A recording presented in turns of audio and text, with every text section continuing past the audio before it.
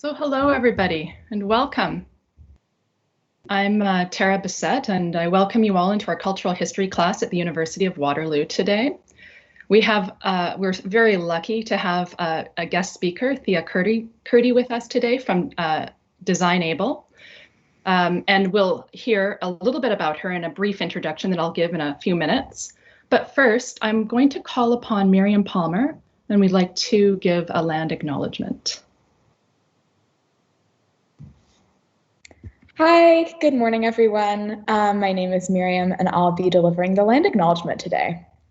So I'd like to acknowledge that I'm a first-generation Canadian settler with roots in Aotearoa, New Zealand, and Germany, and that the land Canada welcomed my family and many others to did not and still does not rightfully belong to our nation state. And I think it's important for us to remember and reflect upon the history of colonization and movement and migration in our academic lives and in our personal lives. So today I'm joining you from Cambridge, Ontario, which is also home to our school. The University of Waterloo School of Architecture is settled on the Haldimand Tract, which was 6 miles on either side of the Grand River, the same river that runs past our school, which was promised to the Haudenosaunee of the Six Nations of the Grand River, and is situated on the traditional territories of the neutral Anishinaabe and Haudenosaunee peoples. And I'd also like to acknowledge that there is currently an ongoing movement for Indigenous sovereignty over this land, most recently at 1492 Landback Lane in Caledonia, where land defenders are still occupying a sacred site that is slated for residential development. Thank you. Thank you, Miriam. So now I'd like to welcome you all another time into our cultural history class. We're at the University of Waterloo School of Architecture. I am so excited to host our guest lecturer today, Thea Kurdi, who is an accessibility specialist and, as I've already mentioned, the vice president of DesignABLE Environments. Thea will be sharing her expertise with us today on universal and barrier-free design. So this is a topic that is particularly close to my heart. My stepfather has been paraplegic for about 3 decades and is now quadriplegic and has been for about the last 10 years. So he navigates the world in a power chair. So these are issues that affect my family on a day-to-day basis. And I say, hi, Mom. Hi, Gil. You're there watching. So Thea waves too. Let me introduce you all to our guest lecturer, Thea Kurdi. As vice president of DesignABLE, Thea has nearly 20 years experience specializing in barrier-free and accessible design architectural projects of varying type and complexity. Thea is an educator, having taught courses in universal and sustainable design, among others, at Sheridan College. And over the years, Thea has developed precious educational materials and resources on accessibility for students and for the design community at large. She was the host of an award-winning radio show, Accessibility Edge, and you can catch her now as a monthly guest on Now, N-O-W, with Dave Brown Show on AMI radio and TV. And I actually have a link that I can pop into the chat that you guys can click on and use if you like. So we are so very fortunate to have Thea speaking with us today for what will no doubt be a very educational and fascinating talk. So with that, I'll hand it over to Thea. Wow, thank you very much, Tara. I just would like to say thank you so much. I'm very honored to be back with the School of Architecture. Really excited to get a chance to talk to your team. And, just thank you for your generosity to opening this up to all of the different programs you have at University of Waterloo, and through the magic of media or social media, being able to share this basically with the world. So I have a ton of slides to get through, so let's get started with them. I'm going to turn my camera off so you can just focus on the screen. So let me just get this loaded for you. So hopefully you can see my screen. Today I'm talking about applying accessible design beyond checklists. We want to connect the dots to ensure the usability of the spaces that we're creating. So I'll skip this because you just heard this. The only thing to add here is I'm also on the board of directors for Universal Design Network of Canada and Arts Build Ontario. You can visit our website at designable.ca. You can also reach us on social media. I'm on Twitter, LinkedIn, Facebook, and we're on Instagram as well. If you follow me on LinkedIn, you probably get more detailed information than you would on Twitter because simply the character count.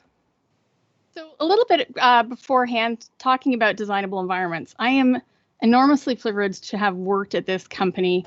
We're one of Canada's leading accessibility and universal design consultants. And in fact, we've been in business now for 33 years this year. So we're one of Canada's oldest as well, which gives us a depth and breadth of experience that most of other firms, unfortunately, haven't had the chance to accumulate yet. Although we are not the only firm in Canada, I must stress that there are some amazing other firms out there. And if you follow me on social media already, you know that I promote them regularly to make sure people know what good homegrown talent we have. All of our staff at DesignABLE Environments have architectural backgrounds, but I do kind of need to amend that because for the very first time, we hired a co-op student from the urban design department there at Waterloo. And Anika has been an amazing addition to our team, very much hoping that in the future she'll be able to join us full time. Our services include several different things. I'll highlight 4 here. One, drawing reviews, where we work as a part of the design team. So with the architects, with the urban planners, with the interior designers to create new designs and renovated designs. We also do building audits where we're reviewing the accessibility stock of existing buildings, working with the building owners and with the facilities management departments, helping them identify what barriers exist and perhaps what strategies or techniques they could use to overcome those. Basically, creating a renovation plan. We also create accessibility standards for every level of government and for large organizations, including many post-secondary education facilities.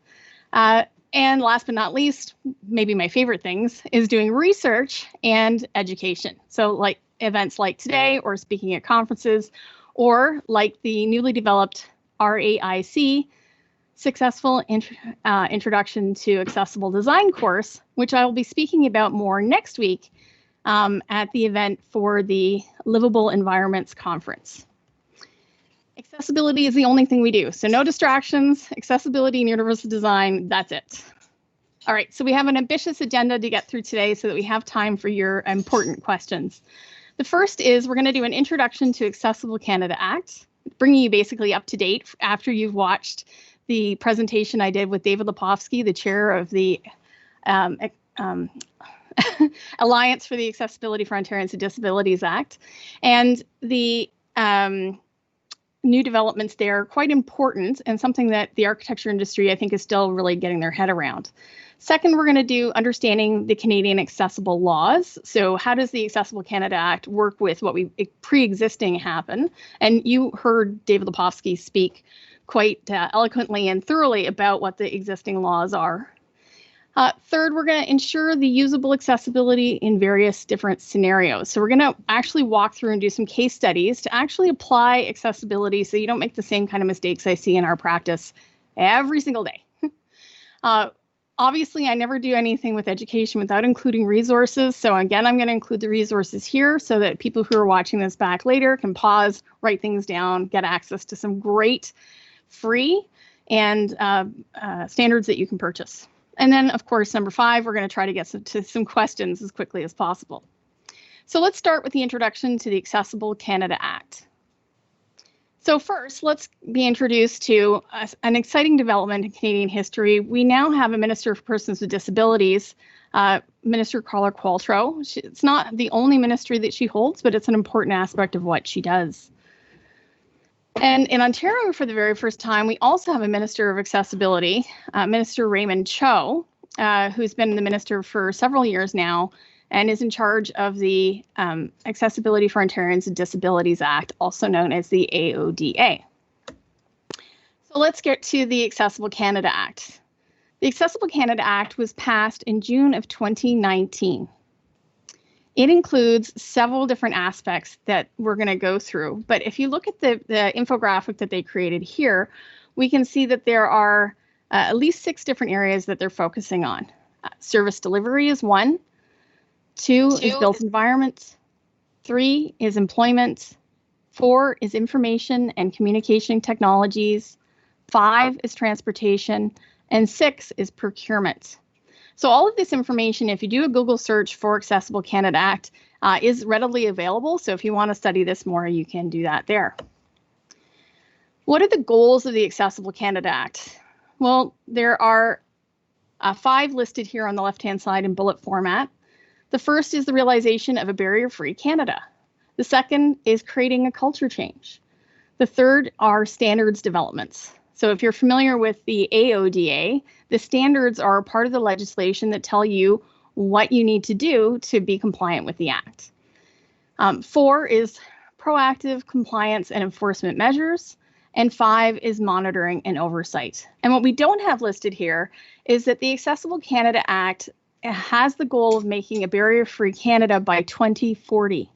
That was a little bit hard to get as a part of the Act, but it's an important part of the Act, especially I know as a teacher. If you don't give people a deadline, some people will never hand anything in.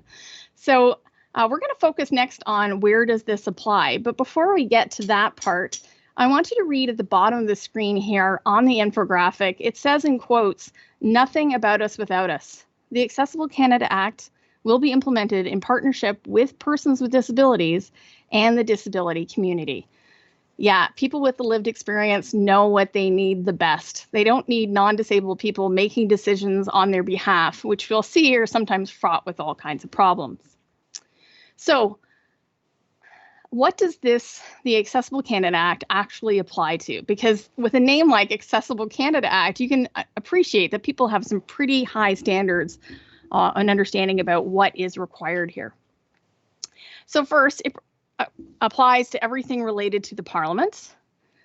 Second, anything related to the Government of Canada, which could include the Canadian Revenue Agency, Public Health Agency of Canada, and the Supreme Court of Canada as some examples, as well as the Royal Canadian Mounted Police. But it also is required for any federally regulated private sector industries. So that could include banking, telephone, Transportation Canada, or radio television services. It could even apply to things like post office. Now, there's some really key important roles that were established in the creation of the Accessible Canada Act, and that includes the Accessible Standards Canada. This is the group that are actually going to be, and are just starting actually, to create some of the first standards under the Act. We also have an Accessibility Commissioner. Now, this position has not yet been filled, but is a part of the oversight. This is a arm's length position. We also have a Chief Accessibility Officer that works with the Minister of Persons with Disabilities, so in this case, Carla Qualtrough. Again, this position has yet to be filled. And then, of course, anything that we decide for laws has a political side of it and needs to go through the House of Commons. So there's going to be a process of creating standards, having oversight for the implementation and enforcement of standards, as well as coordinating with the government and getting those standards approved by the House of Commons. Okay, so the Accessible Standards Canada group is working very much on the Nothing About Us Without Us principle. This is critical, I think, to being really successful in a way that maybe we haven't been before. It includes a board of directors, and 51% of that board need to be people with disabilities. They're also intended to include experts in the disability field, and they're recommending ways or legal rules to make government-controlled services accessible. So we're talking today about built environment, but of course, accessibility is a whole lot more than just built environments, which, as you saw, is a part of the Act itself. The government decides which recommendations to use and which will be called regulations. So there can be a whole bunch of different input into what the Accessible Standards Canada is developing, but ultimately the government will be deciding what's going to be used. So if we look at all of the different, and here we see, again, some graphics from the standard, we see 7 different areas, including the services, built environment, employment, information and communication, communications, transportation, and procurement. And I've highlighted here the built environment. So if we were considering the future built environment standards, how does the built environment relate to all these other different ideas? So in this next slide here, we see the built environment is connected through double-ended arrows or one-way arrows to all of these different areas of specialty. Because of course, if you have an information and communication policy, the built environment could help or hinder that process. the procurement of how you procure your buildings or how you do your feasibility studies or your master plans obviously relate to your environment, but so do the documents themselves. How do they ask for accessibility? What are the requirements? Same for services, same for employment, same for transportation, and of course, communications. So hopefully this is getting back to the Standards Development Committee, and we'll see a much more comprehensive approach than we've ever seen before. Okay, so that was a fast overview of the Accessible Canada Act. Let's go back to our agenda and see now we're moving to the second item, understanding the Canadian accessibility laws. So very first thing we need to consider and understand, which most people don't know, is, as David mentioned in the previous presentation that you watched at the University of Waterloo School of Architecture, was that we have two laws that were passed over 38 years ago. The Canadian Charter of Rights and Freedoms and the Human Rights Code. And the additions or changes that happened to these pieces of legislation ban discrimination because of disability. They define what disability is and they ban it. Most people don't really understand what that means from a liability perspective in architecture. So the next thing we should consider then is that our law hierarchy actually has a hierarchy. So the Human Rights Code is an overarching or has at the higher level legislation above the National Building Code and the provincial building codes, and even above the Accessible Canada Act. And I've noted here, for those of you who might have been following the development, what's formerly known as Bill C-81. So just in case people are confused about what was Bill C-81 and what's the Accessible Canada Act, same thing, different names now that it's part of the legislation. So if you are compliant with the National Building Code, if the National Building Code doesn't cover everything about accessibility, which we know it doesn't, you could still be in violation of the Human Rights Code obligation to create buildings and spaces that do not have barriers for people with disabilities. That's a huge problem. And one of the reasons why I keep talking about the importance of improving our legislation. We shouldn't have to guess what to do above and beyond code. In fact, what we now see is that provinces, in an effort to try to help fill the gaps that building codes have created, have developed additional pieces of legislation. So in Ontario, in 2005, we got the Accessibility for Ontarians with Disabilities Act. In Manitoba, we have the Accessibility for Manitobans Act.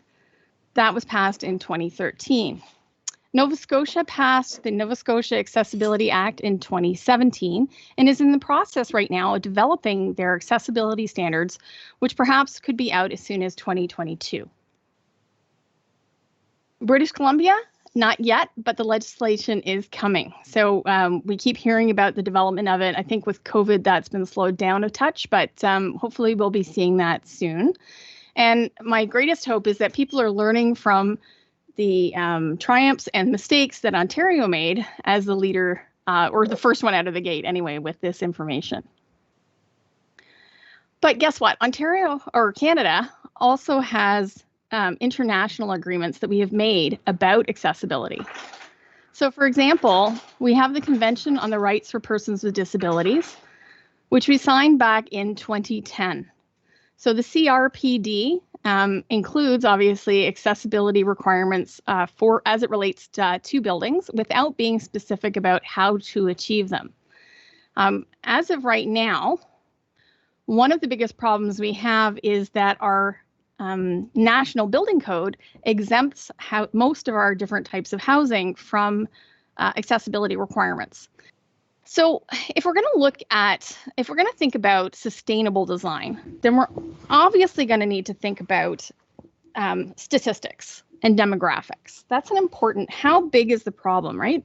If design is about problem solving, we need to prioritize things and we need to understand how many people need something, perhaps to justify creating it. So if we look at statistics, we understand that Ontario has 14.32 million people. So that's 22% of the population. And 22% of the population reporting having some type of disability. And if we're relying on people reporting disabilities, then perhaps we're not getting a full picture. That would mean that 3.15 million people have a disability. That's a lot of people for services and buildings. In Ottawa, where the 2017 population was just under 1 million people, if we even just thought about what if 1% of that population were people with disabilities, then we'd be talking about almost 10,000 people. Well, 10,000 people who need accommodations in our built environment. If it was 10%, we'd be talking about just shy of 100,000 people with disabilities. And if we were talking about the actual 22% of people, then we'd be looking at over 200,000 people with disabilities who benefit from some accommodation. And as we go forward here, we're going to see that many other people benefit from accommodations as well. In fact, as of 2017, something significant happened in our demographics. There were more people over the age of 65 in Ontario than there were under the age of 14.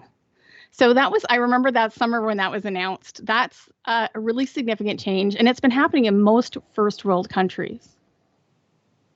Now, if you're at all excited or interested in sustainable design, as I was when I was a student 20 years ago, life cycle costing was a big part of the justification for spending a little bit more money up front in the development of a sustainable building versus not.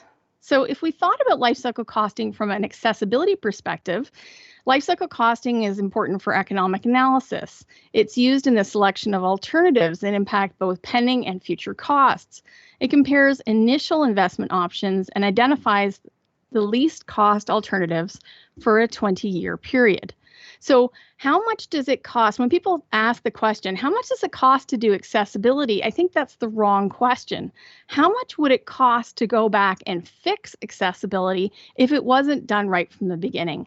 If you only followed the legally limit minimum, that's what following the building code means, or following the AODA means, then that's just the minimum. That's the floor of what you're required to do. If you have to try to achieve the Human Rights Code, the Ontario Human Rights Code, other provinces, or Canada Human Rights Code, then there's a gap between those things. So if you're going to have to go back and retrofit, that's probably going to cost a lot more. In fact, an experienced design team typically only needs 1% more in the cost of the construction.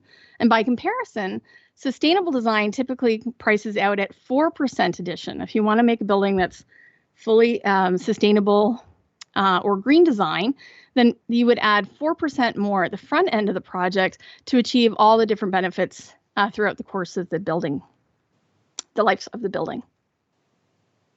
So this also then takes us to considering, who exactly are we designing for? Because the answer is, shockingly, in our building code, it's set up for 6-foot-tall people with perfect vision and perfect hearing for the most part. That doesn't even make any sense because the average height of women is what? It's me. It's 5'4". I'm a short little lady, which means most of my upper cabinets in my kitchen are a complete mystery to me. But the average height for men in Canada is, guess what? About 5'10". So who are these 6-foot people that we're designing for the average? Doesn't make any sense. But if we specifically think about disability, then we're often looking at the International Symbol of Access, which I have here on the screen, which was unfortunately designed actually as a wheelchair. And then when people got upset about that, they put a head on the wheelchair, which is why it looks so stiff and rigid. That's not actually the experience. So if we thought about what people who use wheelchairs look like, perhaps the evolution of the dynamic symbol of access, which you see here on the right next to the traditional symbol, we see a person who's more mobile, who actually looks like a person, and they're on the move. The dynamic symbol, which has been championed by the Forward movement, and you can see here the Twitter hashtag @TheForwardMove, and where you can follow them on Twitter about their campaign, has really tried to focus on people are not helpless, they can get around by themselves. The question really starts to become, how much of a disability is being disabled by the environment? Is the environment creating much of the disability? So, but the problem again with this image is that we often see people only associating accessibility with the wheelchair. And most of our regulations are not thinking about vision loss, hard of hearing, and or deaf people, autistic, amputees, multiple chemical sensitivities, neurodevelopmental, people who use guide or service animals, people who use scooters, even that type of mobility device, which is slightly larger than a typical wheelchair, are not accounted for in our legislation. So now we see here at the bottom of the screen all different types of icons and symbols related to accessibility, including the International Symbol of Access. We see the TTY, the assistive hearing, the cognitive impairment, the sign language interpreter, a blind person with a white cane, Braille, and closed captioning. If you thought about how do I design for people with a whole range of functional and different disabilities that change over the course of their lifetime, I think that that's a very powerful thing to keep in mind and to recognize and understand our current legislation does not do that. So this is a huge problem-solving opportunity for any new architect or design student in any field to be tackling that hasn't really been resolved. So this is how we know we have 22% of the population. This was a survey, the Canadian Survey on Disability was done in 2017, so now it's 3 years out of date, and it asked people to self-identify if they had a disability, and 22% of Canadians reported having at least one. Now, if we're focusing on people who have disabilities only on self-reporting, how many people didn't check that box because they don't like identifying themselves in a form, or maybe they don't know, I don't know if it really is classified as a disability, or kind of have a disability, but it's only sometimes. So these numbers are obviously underrepresented and they're out of date right now. And we know that in the future, we're going to see much higher numbers. In fact, the really important thing about thinking about disability is if you think about yourself today and who you were 20 years ago, or who you're going to be in 20 years, and think about all the times where you might not have a permanent disability, but you might have a temporary or situational disability. This is a graphic that came from the Microsoft Toolkit Onyx Access that has 3 different columns. So we're showing 2 different pictures here. The first picture on the left is talking about touch, and this second row is talking about seeing. So in the touch, under permanent, we see a cartoon figure of a person with one arm, an amputee. In the second column for touch, we see for temporary disabilities, a cartoon figure of a person with an arm injury, their arm's in a cast. And in the third column for situational disabilities, we see a new parent who's holding a baby. In all of these situations here, how is the built environment perhaps creating barriers for people who don't have 2 hands, or don't have a choice of which hand they're going to be using? So of course, for people who are left-handed, you probably can relate to how much the world is predominantly designing for right-handed people. And then if we move to the C category, for permanent, we see a blind person. For temporary, we see someone with a cataract, or if you like, seasonal allergies and your eyes are full of water. And situational is somebody maybe a distracted driver, or someone may be walking and texting on their phone. We don't do that, do we? For the next picture on the right, we have here in the first column or first row and speak in the second row. So under permanent, we see a deaf person. This is an invisible disability, right? There's no equipment. I myself am a person who's with hearing loss. So people look at me and they don't realize I actually have multiple different disabilities because my disabilities are invisible like this one. Under the temporary column, we see somebody with an ear infection. And under the situational column, we see a bartender who's got lots of loud music around them, right? When we go to clubs and everybody's screaming at each other because they can't hear anything. And then for the last row, we see for the speak, for permanent, we see somebody who's nonverbal. For the temporary, we have an example of someone who has laryngitis. And then for situational, perhaps somebody who has a heavy accent. So the truth of the matter is, when I talk to designers and they say, Thea, if 22% of the population have disabilities, where are all of them? Well, they're thinking about people in wheelchairs. And the reality is that 70% of disabilities are invisible. So you're probably sitting next to people with disabilities without understanding that that's how they self-identify. So one of the ways that we've tried to overcome this in the design industry is through universal design principles. So here we see the 7 principles that are commonly used. There are a newer set of 8 different principles available as well, and I encourage you to do some research and look those up. But quickly now, the first universal design principle is equitable use. The second is flexibility in use. The third is simple and intuitive use. The fourth is perceptible information. The fifth is tolerance for error. The sixth is low physical effort, and the seventh is size and space for approach and use. So if you were looking for ways to create better inclusive environments, these are strategies to help you think your way through design and problem solve for a larger audience. So the fundamental principles of design absolutely need to include accessibility. So the wrong question is, how much does it cost to build accessibility? The right question is, how much is it going to cost to fix it? When does accessibility impact the design process? Well, unfortunately, most people don't think about it in pre-design, and this is why most of our buildings are failing us terribly. We're not problem solving for accessibility until we actually get to designing the building. And of course, pre-design includes your furniture, fixture, and equipment, which factors into the functional programming or the space planning that you're creating. And then, of course, the feasibility study is selecting your site and choosing a budget. So do you have the budget for assistive listening? Do you have budget for power door operators? In most cases, this pre-designed package is setting up for failure in the actual design because we don't have the space and we don't have the budget. So if I get called, if a progressive company or a procurement process right at the schematic design stage is saying accessibility has to be involved, that's great, but I'm typically behind the 8 ball. There's not much I can do without the budget of the space. So schematic design is an important part of looking at the design process, but it can be hampered. If you skip to schematic design, you can imagine how much worse it is when we get to design development. And unfortunately, far too often, we are skipped in schematic design. It is design development when people first start considering what needs to happen for accessibility. Obviously, construction drawings. I had one of the largest architectural firms in Toronto. One of the architects said to me, "You know what, Thea, I realized accessibility is both a macro and a micro exercise. If you don't get it right in the macro, you're never going to get it right in the micro.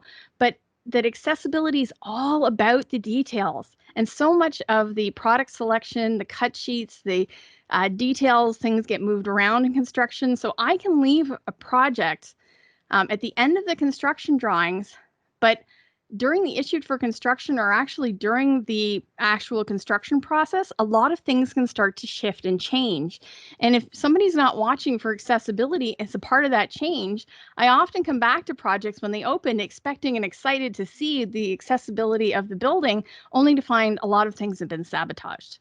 So again, without architects being aware of where accessibility happens in the process, unfortunately, this is why we see a lot of failure. And then what we're also seeing is that there is an opportunity for the, at the point where we start getting our occupancy. If we did accessibility commissioning, right? So if the stakeholders had us do an audit of what the design objectives were at the beginning of the project, then just like any other deficiencies, they could be fixed before the building is opened without having to have expensive renovations later on. Of course, you're still going to have some expense if you're doing it this late in the process and didn't catch it earlier.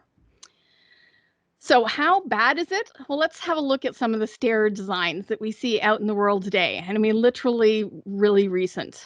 So for example, this design here, where someone's created a set of staircase with handrails on both sides, good.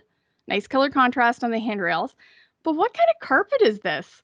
With this type of crazy design, we can't see the edges of each of the stairs. This is a falling hazard. Terrible. This just came from a design magazine just this past summer. They were featuring all kinds of really cool, exciting stairs. And so architects were all like, oh, this is amazing. Look at how interior designers, oh, look, this is amazing. But what we see is basically what I would call like a waterfall kind of design of a staircase, where the right-hand side of the stair looks like a typical stair, but the left-hand side is curved and flowing as if coming from the upper floor.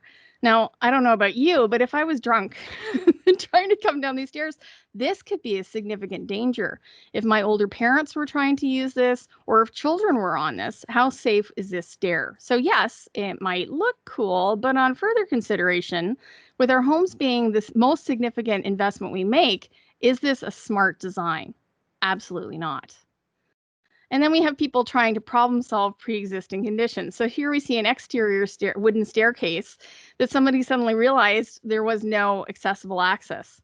So foolishly thought, oh, I know, I'll put in a ramp. Now, obviously, this ramp is not to our building code standards, but this ramp is following the same slope as the stairs for most of it. And then somebody helpfully put the international symbol of access on this ramp. No, somebody would die if they use this. There's no handrails. It's too steep. No, no, no, no. And then this one, I call this the ribbon stair. This is also a set of staircase where you have to make sure your left foot is on the right tread and your right foot's on the next tread. You can see the color contrast could provide for people with some vision loss issues what looks like holes in the stairs where the black steps are. And if you got your footing wrong here, there's no protection for you on one side of the stairs and you could quickly fall down the stairs. The open risers are an issue for a lot of people for safety reasons or for cognitive impairments or learning disabilities. So you can imagine kids trying to play on this. I would be very afraid. So definitely not cool, but just because you can do something doesn't mean it shouldn't also be accessible and safe. So this is what this picture is. This picture is a man standing in the corner with a bucket of paint and a paintbrush, having worked very hard to create something, paint the floor, only to find, oops, he left himself stranded in the corner. And sadly, far too often, this is when I get the panicked phone calls. Thea, help me. And I come and I look at it and I think, well, why did you make such a mess of this? Like, what do you think I can do right now? So the problem is not that people are trying, it's that they don't know what to do. So they often are creating a mess. So the good news is it's not rocket science. All we have to do is think through. And because you're students, this is a great time for you to be thinking this through right from the beginning of your career and not make all the typical mistakes we see already in the industry. If you're looking at a typical detail for something, you're probably looking at some form of barrier. So what I like to do is I like to try to describe this in a way that makes sense to people. So getting accessibility right is a lot like making a recipe. So for example, if you don't have a recipe or aren't following the recipe, how successful is it going to be? So for example, if you don't bake accessibility into your cake, if you make a cake and then say, okay, now I want to make it accessible, if you treat it as an afterthought like icing, then some people might be very generous with the amount of icing they place on the cake, but it's still on the outside of the cake, not in the cake. Some people might choose to have less icing or maybe even jam instead. Wouldn't jam be fantastic? And then what about having no icing at all? We'll just use powdered sugar. So for people with disabilities, accessibility being applied as an afterthought, which is often the case, feels very much like this cake. You never know what you're going to get until you get there, and the outcomes are maybe not what people think they are.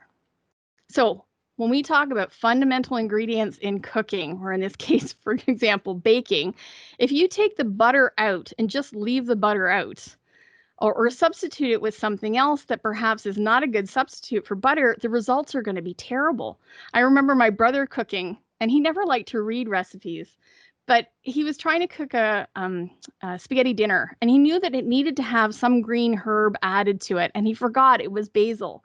So what did he do? He put in mint. You can imagine how terrible that dinner was. So what our faces looked like, oh, thank you so much. Yuck. So for example, if we talked about banana bread, if you were taught how to make banana bread and followed the recipe for making banana bread, you can see how beautiful and brown and integrated the banana is into the bread. But if you were trained to make baguettes or any form of white bread, and someone said to you, I want banana bread, and you didn't go back and look up or follow carefully the recipe, but just assumed, oh, I know what you mean, I can totally do this. Far too often, this is what we get. A loaf of white bread with slits cut in it, and then bananas shoved in unpeeled in the bread. Ta-da! Banana bread.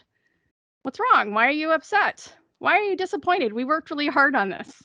So what I want to try to do is instill in you the idea of following the recipe, right? That you can't break the rules until you know the rules. And guess what? We've got great cookbooks in the form of accessibility standards. One of the great things about Ontario is before the AODA, we had the Ontarians with Disabilities Act, which required anybody getting government money to state how they were going to make Ontario accessible by 2025. And so municipalities started to write accessibility standards, and that was the first thing I did when I graduated from school. I worked on the City of London, Ontario's Facility Accessibility Design Standards. Now, the table of contents you see here are from the City of Mississauga's FADS document, and you can see it's very detailed. And you got to read the recipe to know you need to dice the onions and saute them. You don't just throw in an unpeeled onion into the cookbook. All right, so let's now move on to our third topic, ensuring usable accessibility in various scenarios. So this is the learning part. Okay, so I have two case studies here for you. The first, they're very sexy, I'm sorry. One is going to be about accessible doors, and the other is going to be about parking. So parking leads to doors. Parking is an important aspect of urban design, but it often falls on architects to come up with at least the preliminary design of where the parking is going to go before perhaps your other specialists take over. So let's look at an accessible door. Creating an accessible door for most people means, okay, there's a door and I'll put a power door operator on it. Done. But that's sort of like my brother putting mint into the spaghetti sauce, right? Or stuffing a banana into the bread. It's actually quite complicated. I'm going to go over quickly 9 of the many steps. And here we can see there are at least 12 things that you need to do to actually successfully create an accessible door. So we're going to focus on 9 of these. The first of that being maneuvering space around the door. Now, most people never think about this, but you need to make sure you have clear floor space on either side of the door that's not blocked by furniture or that provides a landing at the top of a staircase or a ramp. I'm particularly thinking about exit stairs. If you're trying to get out of the building or an exit door, our building code doesn't actually specify exit doors. So how do you get out of the building if the outside of the building doesn't have a flat level area immediately outside of the door? And as we can see from the chart in the lower left-hand corner, the size of the pull side or the size of the push side depends on the direction that you're approaching the door in predominantly, and if you're using a swing door or a slider door. So you have to pay attention to all of those different factors. If you're making a block or a family, if you're using REVIT, then you want to be making sure that your door blocks and REVIT families have the clear floor space for maneuvering on the plan view so that you don't accidentally put it too close to a corner or mix it up with furniture or have other problems. The threshold is something that I used to see on all design packages, making sure to carefully detail that the threshold was level, flush, or if it had a rise in it, that it was beveled. Unfortunately, that seems to have disappeared in most packages, and yet it's one of the biggest barriers we see for people with disabilities. Even if there's just a little bit of a step on the other side, that can make the door inaccessible and a huge barrier. And of course, is expensive to go back and fix later. So this is, again, something to be thinking about very early on, even if you're not detailing it. All right, clear width. People tell me this is one of the best parts of this presentation. So what is the clear width of the door? So when we're dealing with the clear width of the door, we're actually measuring not the size of the door, but the amount of space that's left available when we look at the door in the open position. So if the door is at 90 degrees, what is the clear space between the face of the leaf of the door and the latch side closed edge of the door, or where the door stop is? So this is the diagram on the right, is highlighting where the clear width is on the diagram. And to calculate this width, most people don't understand. We need to start with the size of the door and then subtract the thickness of the door leaf and the door stop. So for example, in Ontario, they have the most progressive, unfortunately still too small, but the most progressive clear width requirements at 860 millimeters. So the typical door size we see in most projects is 915. But if we subtract 40 for the width of the door leaf and 50 for the door stop, then the clear width would only be 825. So that's not compliant with code. You can't use a 915 door. So make sure you take that off your library list. But if we thought about it from the other side, if we want to calculate the door size, then we can start with the clear width we require and then add the door leaf and add the door stop and then arrive at what at least are we going to need. So if we wanted to go with the building code's requirement for a clear width of 860, then we would add 860 to 40 for the door leaf, 50 for the door stop, and that would mean our minimum door size would have to be 950.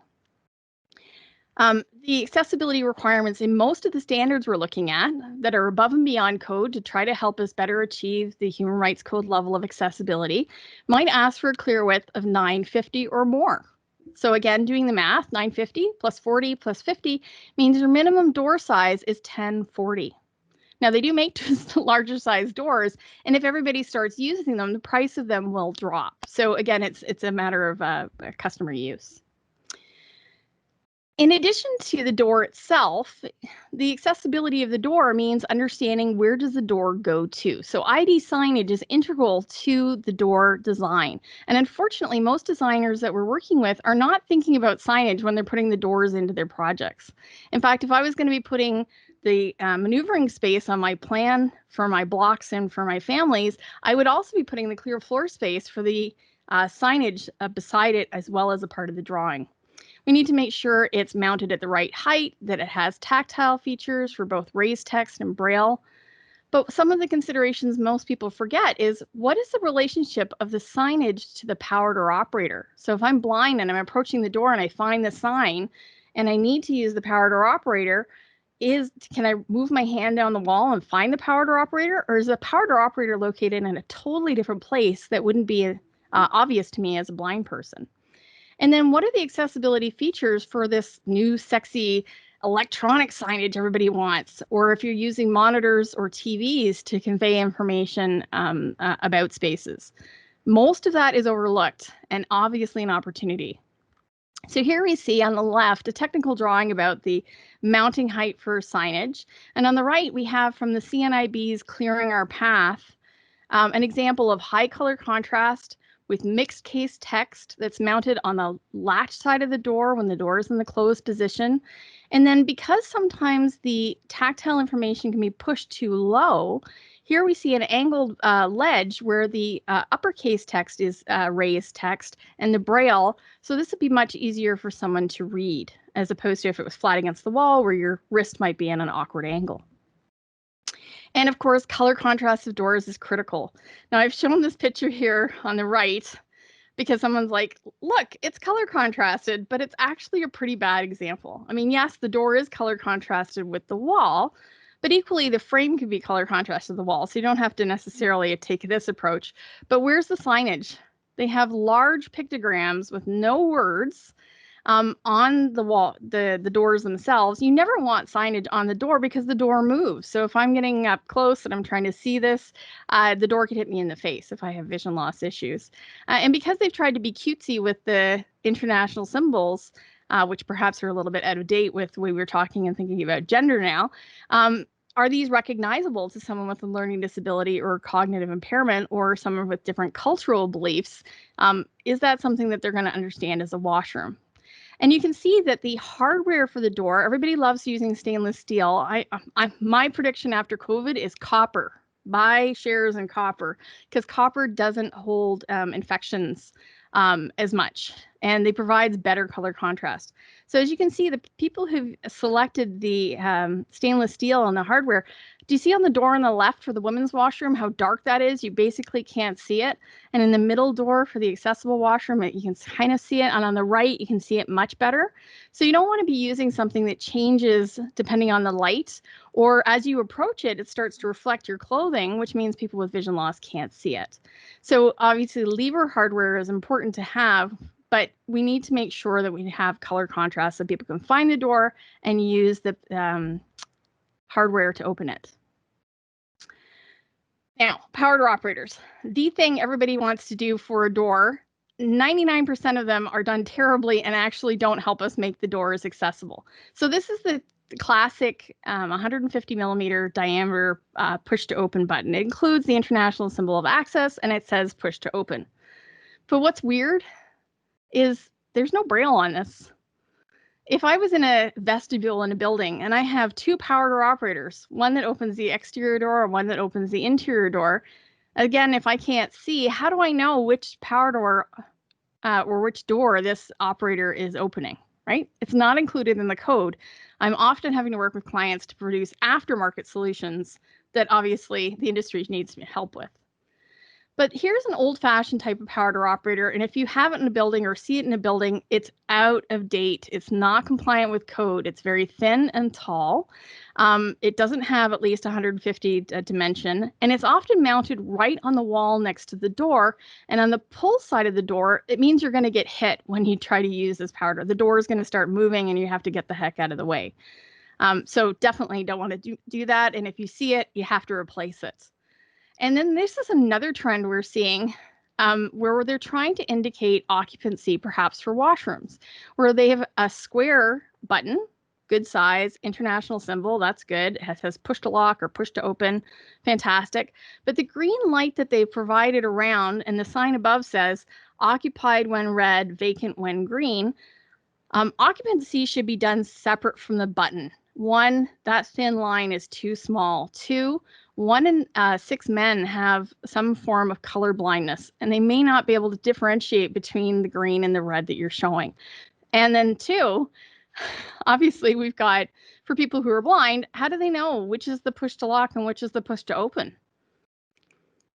And then worst of all, again, as we start getting into COVID and people start thinking infection control, this type of power door operator, which is a wave to open button, how is it shaped? It's shaped in the same size and shape as the push to open. So guess what people do? They push it. So your wave at has been completely removed.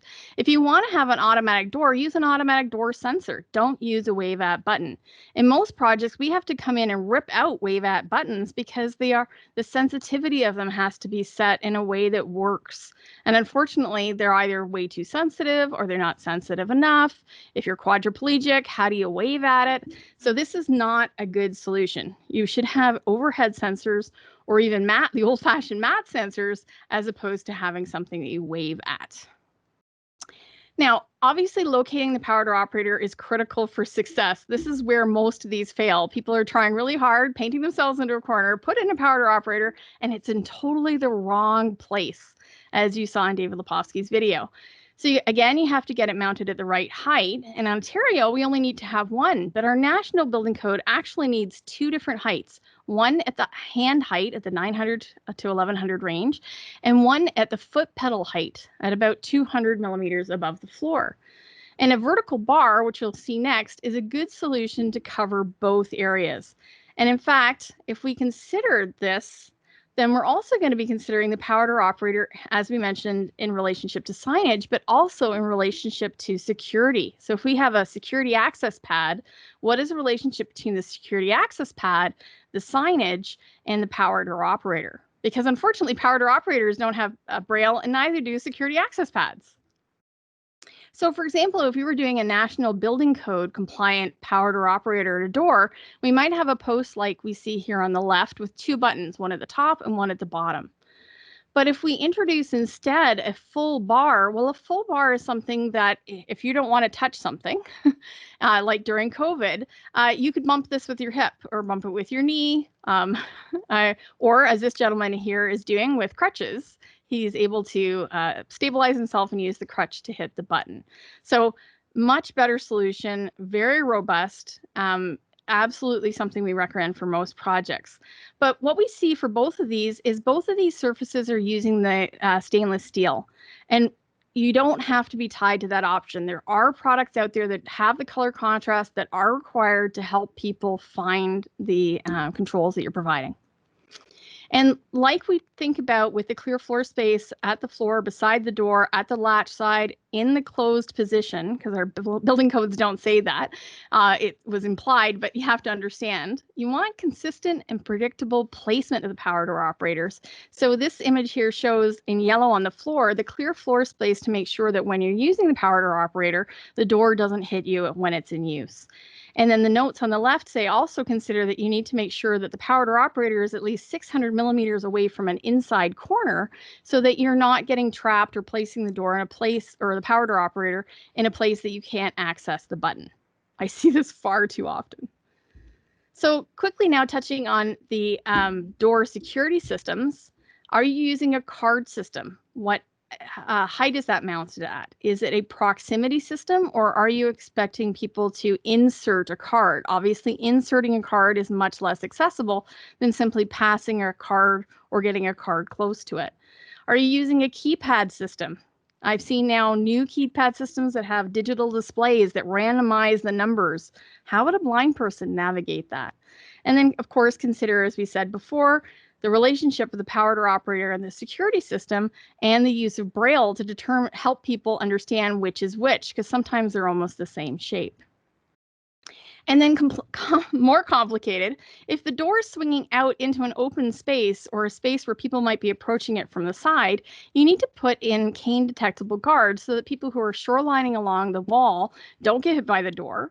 And once we put the guards in, now where does the signage go? Where does the power door operator go? And where does the security access location go?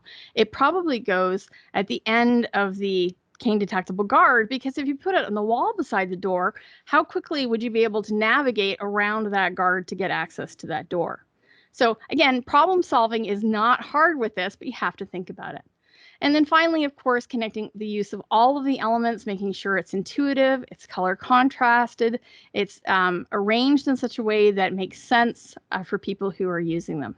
You don't want to put the fire alarm in the location where you have the security pad in another location, or where you have any other type of control. You want to be consistent and predictable as much as possible within your designs. It's a challenge, and it is a complicated challenge, but it's not hard to do. So for example, here we have somebody who's worked pretty hard to create a door into a small meeting room. Now this sign on the door says, notice only one person in this meeting room at a time, which made a lot of people laugh online. But if you thought about it from a COVID perspective, the way we design meeting rooms is going to have to change, because how many people can be in a small space and be safe with physical distancing has changed. But if you look at this door, the door handle is too close to the corner. So where are you going to put the sign? Oh, well, they put the sign on the hinge side of the door, which makes it more confusing. There's no color contrast for the hardware between the door. So there's lots of things. If you went back and looked through what we just did, you could see maybe better now how to do a better job for the accessibility of this door. So quickly, let's look at accessible parking. So again, this is a multi-step recipe that's very much integrated into design. And you can see that most accessibility standards have at least 14 different things that you have to consider. And most people, when they're just designing accessible parking, will just put a larger space with a sign, done. Not thinking about the complexities. So the very first thing we want to think of for parking, proximity of the parking to the accessible entrance. Unfortunately, I've been to far too many places where people have put in accessible parking and then complain to me no one's using it. And when I look at it, I kid you not, in one place, it was at the bottom of a set of stairs. There was no accessible entrance connecting the parking to the building. So that was kind of ridiculous, but it was also surprising nobody had noticed that. We need to make sure that there's visibility of from the site entrance to the parking. So you shouldn't be making people guess as they go around. You want to make sure that it's attached to an accessible path of travel. So not just the parking space, but the curb ramp and then the sidewalk towards the entrance. And other considerations that most people don't consider are there rest areas along the path? So in many cases, the code, like for example, in Nova Scotia, it's a maximum of 50 meters from the parking to the front entrance. But in other provinces, they don't have a maximum distance. So if there isn't a maximum distance, unfortunately, designers might accidentally be planning their parking, and most accessibility standards would say a maximum of 30 meters. So if you're going to be 30 to 50 meters or more away from the building, people might have fatigue issues and need to rest on the way to the building. So something to consider. And then obviously, if you're walking a long distance from the part where the parking is to the entrance, don't just think about ideal conditions. How do you protect people from the rain, wind, or snow? And then, of course, public transit. Often we see parking creating problems for access to public transit, or blocking the view, or blocking the path of travel. So if you think about it holistically, again, problem solving, it's not hard. You just need to think about this much earlier in the design process. And then, of course, passenger drop-offs. are key because you have to think about where's the passenger drop-off going to be in relationship to the entrance without blocking access to the parking. So if we get to the parking itself, there are actually 3 types, 2 defined by the AODA, which are type A and type B. These are also defined in the CSA's B651, which is an alternative reference in the National Building Code, or may be specified in projects. So type A is referred to as van parking. You can see in the diagram on the left, it's a little bit wider, 3,400 wide, and it has access to an access aisle and special type of parking signage. Type B is for what we would call car accessible parking. And this is where we have, again, a slightly narrower at 2,400 width, as well as a specific type of parking signage. It's also attached to an access aisle. And then we have something called type C parking, which we would see in the CSA standard or most accessibility standards, not yet in code, for limited mobility parking. And this is a way to try to address the increasing number of people, particularly older people, who may not yet be using a wheelchair or a scooter, but who are using a cane or just simply can't walk far distances. How do we take the pressure off how many people are using accessible parking? We can provide an additional type of parking. But there are other types of proximity parking, aren't there? There's parking for young families, there's horse and buggy parking, there's electric vehicle parking and charging stations, even golf cart parking, depending on your community. None of our regulations yet require any of these types of parking to be accessible. So again, a new problem-solving strategy for you to create a new place in the market or to provide a unique service is to solve these problems. So what are the accessibility provisions? Now, horse and buggy, I'm not thinking about the horse and buggy users being people with disabilities, although they might be, but I'm thinking about how do you provide access to the site? How do you deal with people who may have allergies and the position of that horse and buggy parking? So lots of different things to think about. The number of accessible parking spaces, typically people would look at a chart, and this is the one from the AODA. What's the minimum number I have to provide? Now, if we're thinking about a hospital or a clinic or a particular type of school, or just depending on the population, the minimum number may not satisfy the need. And if you're looking for, again, the minimum number of designated limited mobility parking or type C parking, the CSA does have a chart that tells you what that is, and it's dependent on the number of parking spaces. But again, I would challenge you to be thinking about if you were creating a condo, and condos could be 100% of them could be accessible, and we do have some projects like that. If the condo itself is 100% accessible and adaptable and visitable, how many of the parking spaces are? And how could you adapt parking spaces if more people, residents, were needed to have accommodations?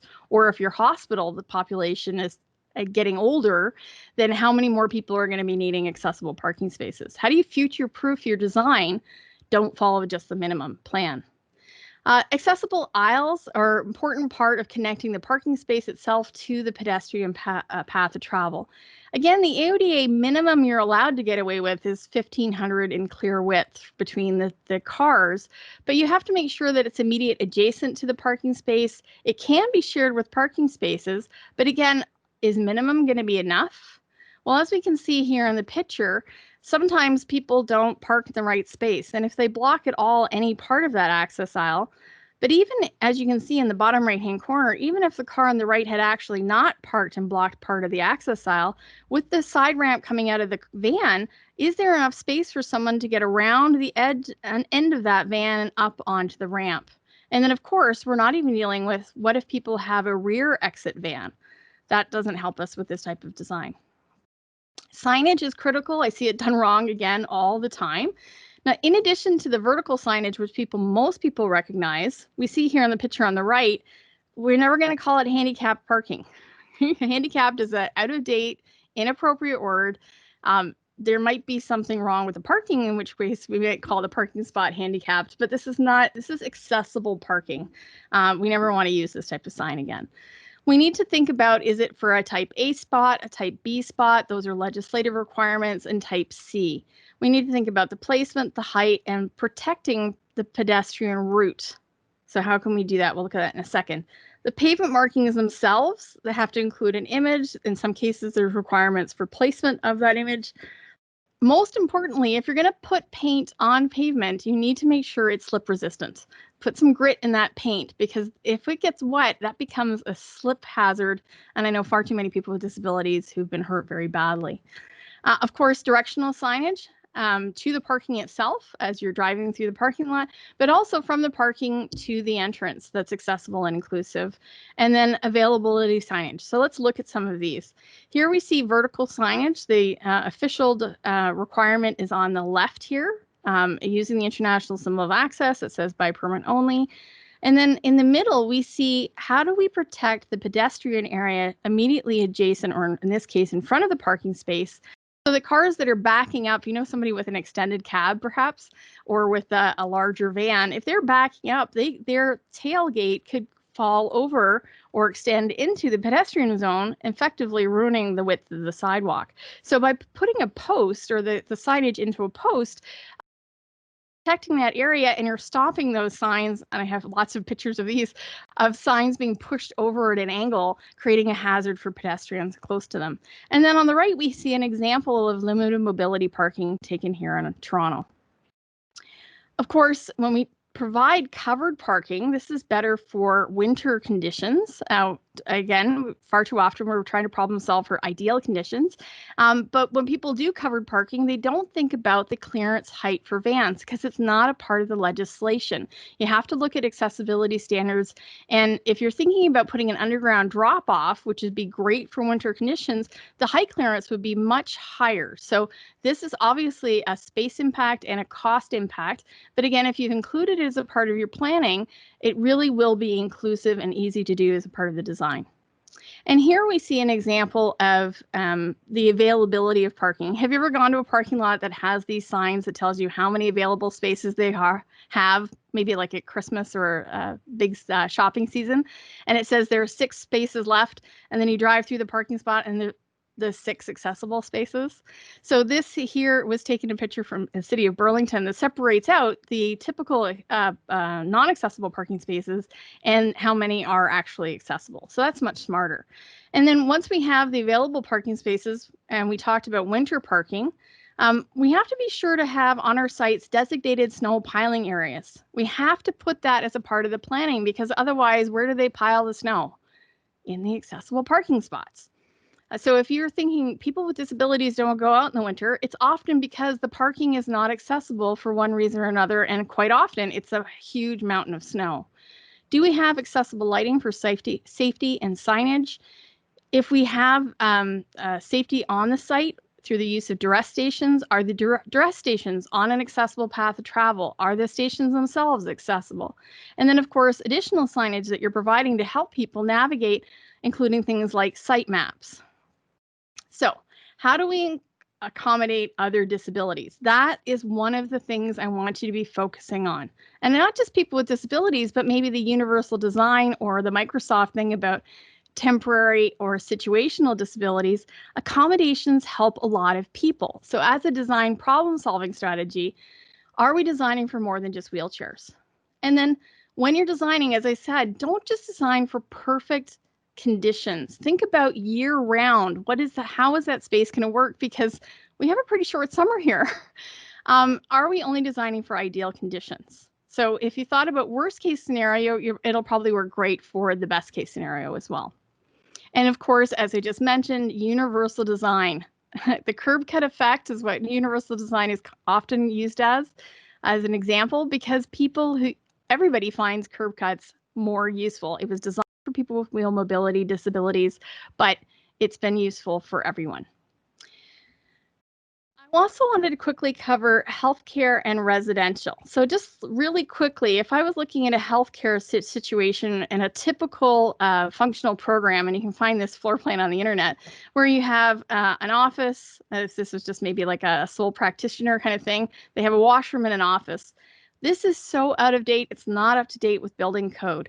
And if we were to think about the accessibility requirements, this is what ableism looks like in the built environment. They haven't even considered, even in a healthcare setting, unfortunately, the accessibility requirements. So instead of this, you would need to have a much larger space. Now that's not, how are we going to do that? That's so unreasonable. That's the reality of people's experience. At some point in our life, through illness, accident, or aging, we are all going to have disabilities if we're not born with them. And even if we're born with them, our needs are going to change. Just think about aging. We lose our vision, we lose our hearing, we get arthritis, we might have dementia. So accommodating people in all stages of our life is actually holistic, good, solid design. And anything that's not including it, if you're doing this type of design, you're actually building discrimination into the infrastructure and creating enormous costs for your clients down the road. So here's a really good example of some new work that we've seen in dementia around housing. And this great website, which we have the list on the link on the left-hand side from enablingenvironments.com.au, they have a house. They also have stuff for healthcare as well, but they have a house design. And what you'll see when you go into it is that they have a floor plan and a diagram for each one of the rooms. And there are little plus signs beside each one of the elements that have an accessibility or a dementia accommodation to them. And dementia, for the most part, unfortunately, has not yet been integrated into most accessibility standards. So a huge part of the growth industry in how could we be doing better for accessibility, dementia is one of them. Autism is another. Multiple chemical sensitivities are others. So in real life, the sum of the parts must be usable. It's not good enough to pat yourself on the back, oh, I put in a power door operator, if everything else about the design actually makes it not usable. Accessibility isn't just a nice to have thing.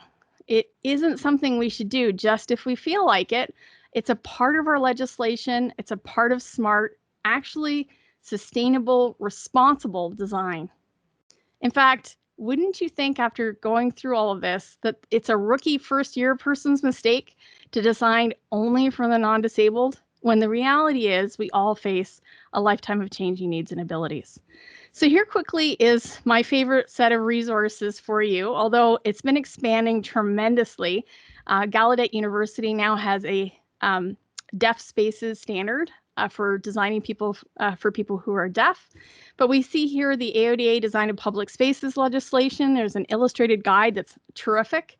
The CNIB is Clearing Our Path, how to design for people who are deaf or deafened or hard of hearing. And then the free resources from the cities in Ontario, between the city of Mississauga, which is probably one of the most progressive, and the city of Ottawa, which also includes things about housing.